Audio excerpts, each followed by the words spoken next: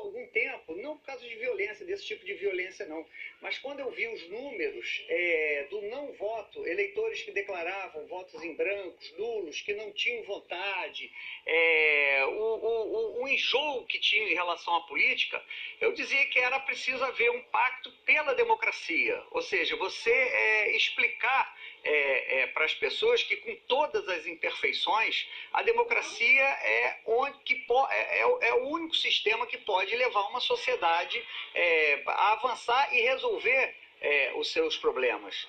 Então, ou você enxerga dessa maneira e há aí um pacto pela democracia, ou você também pode culpar, mas se culpar, dizendo assim, muita gente eu vi também na rede social, culpar pelo discurso que ele tem, né? De armas, de olho por olho, dente por dente. Mas aí eu acho que essas pessoas estariam incorrendo no mesmo erro dele. Quer dizer, aponta o dedo para mostrar um suposto erro dele, né? O erro de fazer pregação de violência, e agora diz, não, é isso mesmo, ele que é o culpado, a vítima. A gente tem que ter cuidado no Brasil que a vítima é sempre culpada pela violência, né? Então a gente tem que ter cuidado, pode discordar, pode não gostar do Bolsonaro, ele pode fazer a defesa que quiser da ditadura, mas a gente tem que lembrar Sobral Pinto.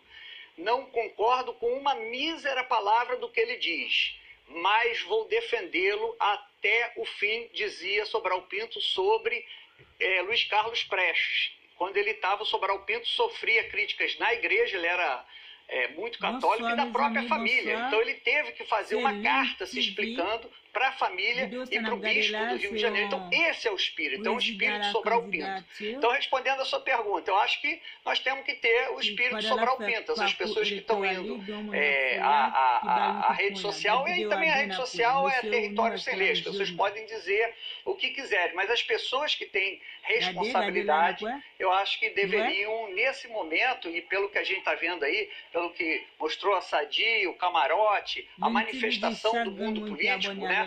Eu acho que está nesse sentido de deixar as divergências de lado e abraçar a democracia e condenar veementemente a intolerância política, Leila.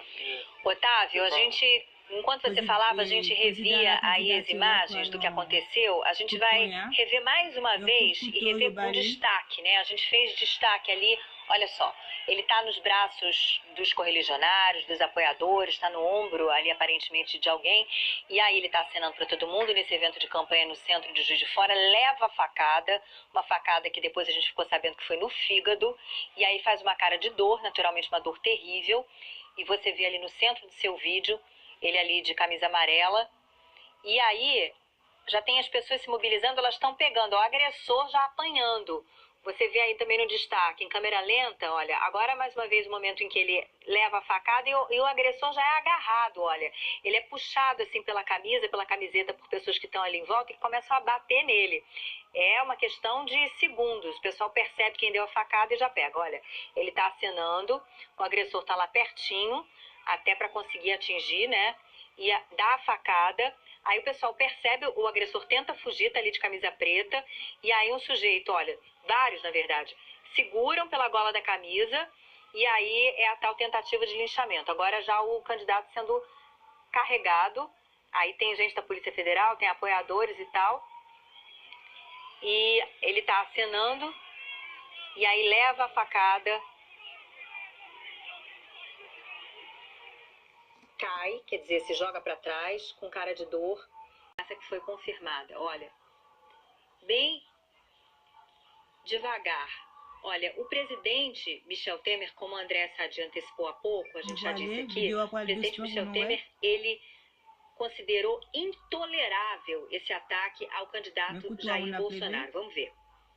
Porque é intolerável, exatamente a intolerância que tem havido na sociedade brasileira. É intolerável que as pessoas falem dados durante campanha eleitoral.